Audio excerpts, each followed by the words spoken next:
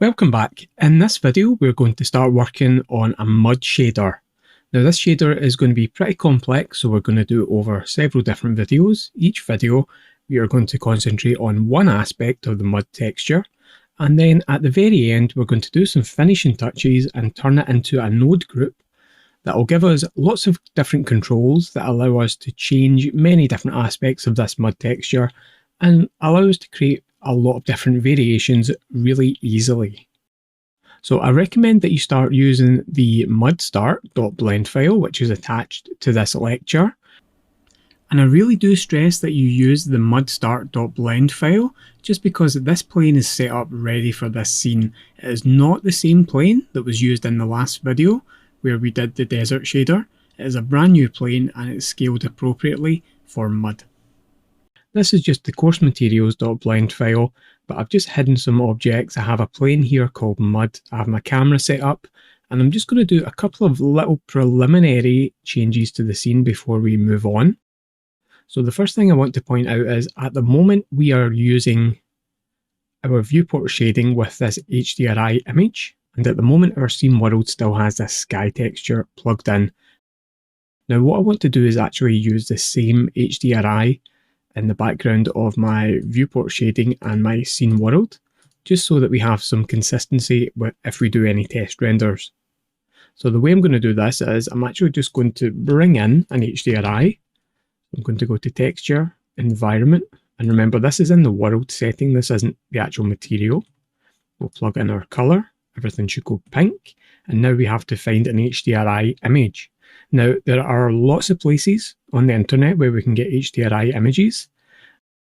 I downloaded several HDRIs a while back from a website called openfootage.net, and they have a whole bunch of low resolution HDRIs that are free, Creative Commons license, royalty free. You can pay a little bit of money for a higher resolution, but I actually find that the low resolution ones work quite well. And if we just go into our image settings here, we can see that we have a few different options. The one I'm going to use is this forest one. Now it doesn't matter if you don't find this particular one on the website, you can use any one that you want. I'm going to change the strength on this up to about 7. And that just brightens up this scene a little bit, and you can see that we've got this forest HDRI with the sun coming in from this angle, which should work quite well for us. Now we also need this HDRI within our viewport shading. So if we turn off scene world and we go into our viewport shading, what I can do is I can just click on this little cog, and you can see I've already added that in there, but let me just remove that and I'll show you how we can install a new one. Just click the install button. We find our folder where we have our HDRI saved. If you're just downloading this, this is probably in your download folder, and we have this button, Install Light. Click this on, it should appear in there. And now in our viewport shading, we can just find that image. And we also have to make sure the strength is the same here. So we'll change this to 7 as well. And you may need to experiment with the strength to make sure you get the right setting for your HDRI. And now we should have consistency whether we have scene world on or viewport shading on. That'll just make things a little bit easier for us in the long run. Now let's go back to our object. And in this video, we are just going to make the base displacement map for this object. Now I've already set up displacement on this object. So in our modifiers, we already have adaptive subdivision on. And I've changed the global setting for viewport dicing down to 2, so that it's super fine. We just have to add our shader, which we're going to call mud. And now we can go to material properties. We'll scroll all the way down until we find settings, surface, and we're going to change this to displacement only. The reason for that is if we use displacement only, we can control the actual displacement and then add additional bump maps, and this will save on memory later on and reduce render times. And now we should have a good setup for our mud texture. So in this video, we are for the most part just going to be working on displacement, and we're going to begin our mud displacement map with some noise. So let's add in a texture, noise texture. We're going to add in our texture coordinates. Now we're not going to use this mapping node, so I'm just going to delete that and use our object mapping plugged into our vector. Let's have a look at that texture. Now, we can't really tell what this looks like so far, so we're just going to start with our displacement map. Let's plug that in and plug this into displacement. Now we'll plug our factor into our height. So if you don't see any displacement happening here, just double check that you are in cycles and that you have experimental turned on, that you have adaptive subdivision turned on in your subdivision surface modifier, and that displacement is enabled within material properties. Now obviously this isn't what we want. This is not very muddy looking. So let's change the scale. Let's take it down to about 1. So we've got just a nice undulating pattern here. This is going to be like the highest level of our mud. We are going to add some more detail. Let's just increase that to about 5. I think we could do with a little bit more roughness on that just to make it a little bit more muddy. Let's maybe take it to about 0.73. Our scale is probably a little bit too high just now, so we might have to change our scale down, but we'll keep it where it is just now and see where we're at in a moment. Now what I want to do is I want to grab another noise texture. So I'm going to use Ctrl and Shift D, duplicate that. And this time we want to use a similar noise, but we're going to change the scale up to 3. And we'll look at that so you can see it's a little bit more cloudy. I think the roughness and the detail, we can probably just keep that. Now, what we want to do is we want to combine these together, and we have that in our displacement map. So you can see this is the combination of these. Now, at the moment, we have this set to mix. Now, let me look at this from the top down, and let's get rid of this camera. Okay, so you can see we have our mud, and it's starting to look quite rough, quite bumpy. Now, at the moment, we could use this mix or not. At the moment, I think I want to change this. So instead of using mix, let's change this back to 0.5. And let's just go down and choose a couple of different settings. There is one in particular that I think we're going to use. But I just want to give you an indication of the kind of effects that we can get just by going through some of these different settings. Who knows, you might see one that you actually like. For example, divide gives us something quite interesting. Well, from the top it does. From this angle, the scale is much too high, but if we put that scale down a little bit, you can actually see we get something that looks quite nice. Let's go back up. Let's keep going through our settings, and let's put the scale back up just a little bit. Now you can see in this one, set to difference. Again, quite interesting. The scale is too much.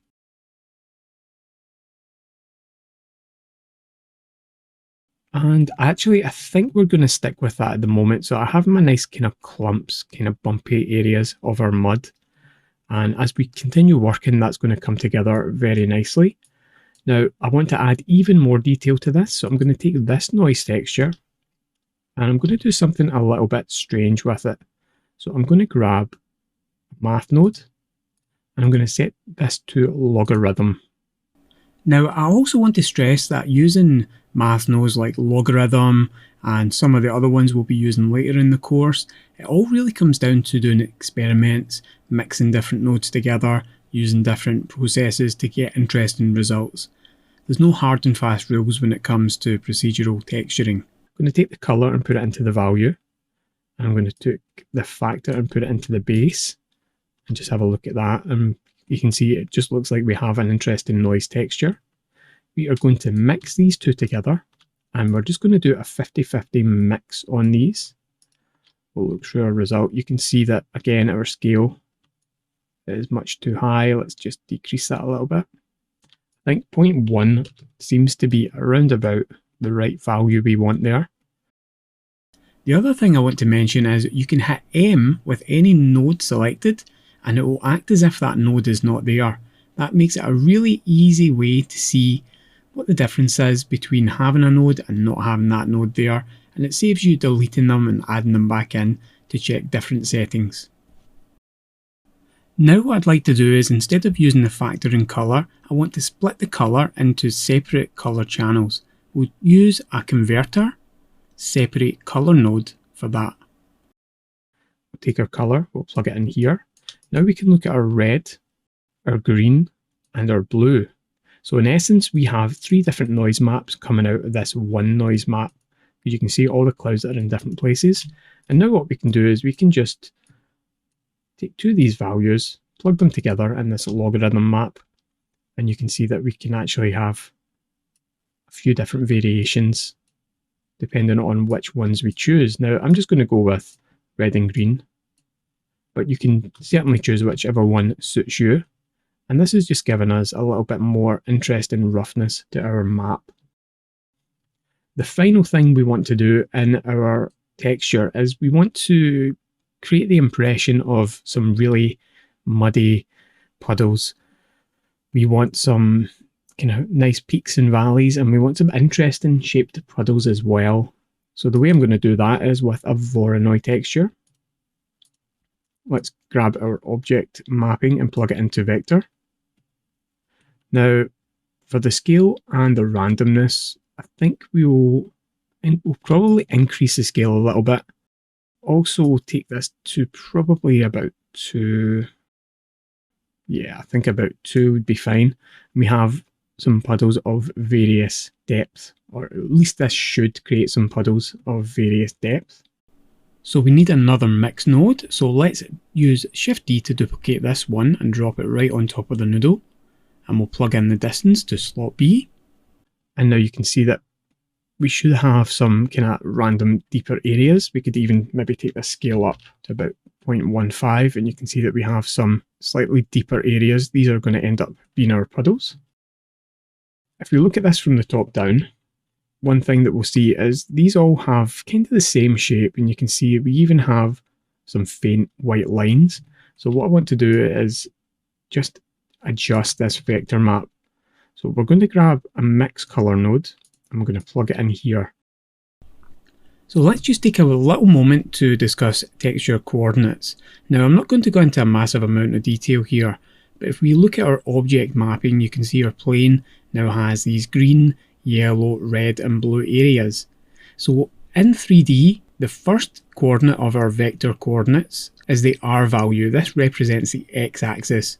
So our coordinate on the x-axis will go from 0 to 1, or in some cases -1 to 1, and that will give a gradient from black to red. And the same is true on the y-axis, which is represented by green, and the z-axis, which is represented by blue. Now in our case, we're not going to worry too much about the z-axis, mainly because we are using object mapping and our object is essentially 2D because it has no z thickness. So if we distort our vectors by using a noise texture and mixing it with our object mapping, we can create a distorted vector map, which will then in turn distort our Voronoi texture. And I'm just going to grab a regular noise texture. And I'm just going to plug this factor into slot B.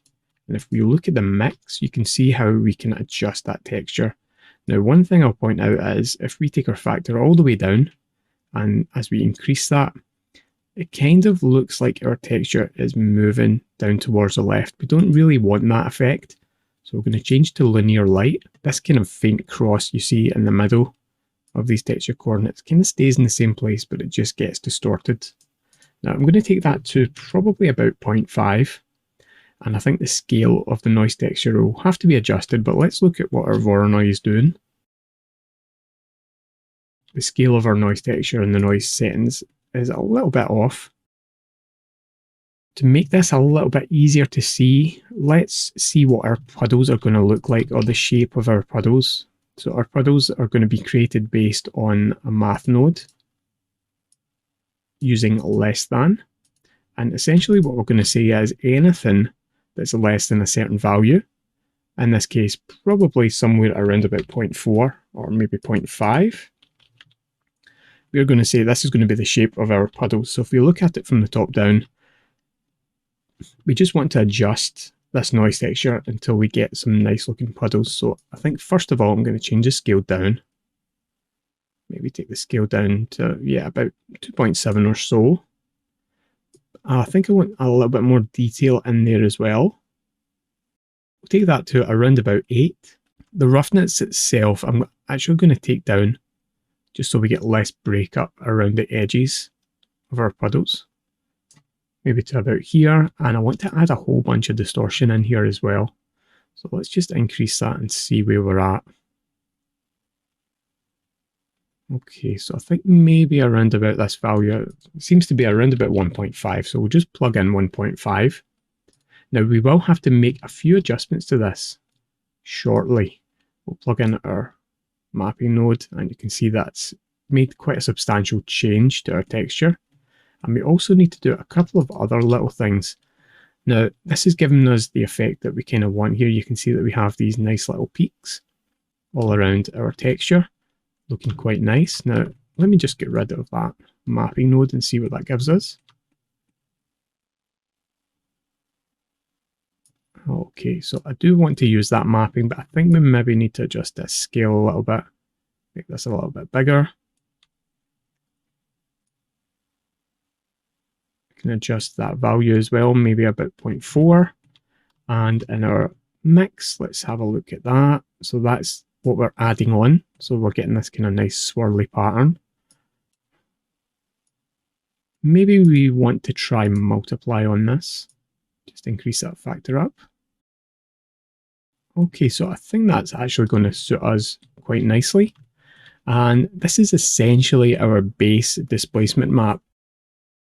Okay, so it's challenge time. Now, since this is the first video of several videos making up this entire shader, we're going to keep the challenges pretty simple for the first few videos. Your challenge in this video is just to tidy up the node tree by using frames, colours and labels. So what I want you to do after that is to save your file and then just try adjusting some of the modes in the mix nodes and the scale and roughness of the noise textures and also the scale of the displacement. It's experimentation like this that really gets it into your head exactly what all these different settings do. And if you just spend 5 or 10 minutes doing this, experimenting, you'll start to understand how some of these different blending modes work and how some of these different textures can be mixed together. Now, it's using experimentation like this that really helps you stumble across interesting little quirks of different textures and how they mix together. And occasionally you can use this experimentation technique to find different settings that you can keep in your head or even take a screenshot of, which is even better, that you can use on future materials that maybe you never even thought possible. Now in the next video, we're going to move on. We're going to add our puddles to our material. And then after that, we'll be working more on the colour and the roughness and the overall look of our shader.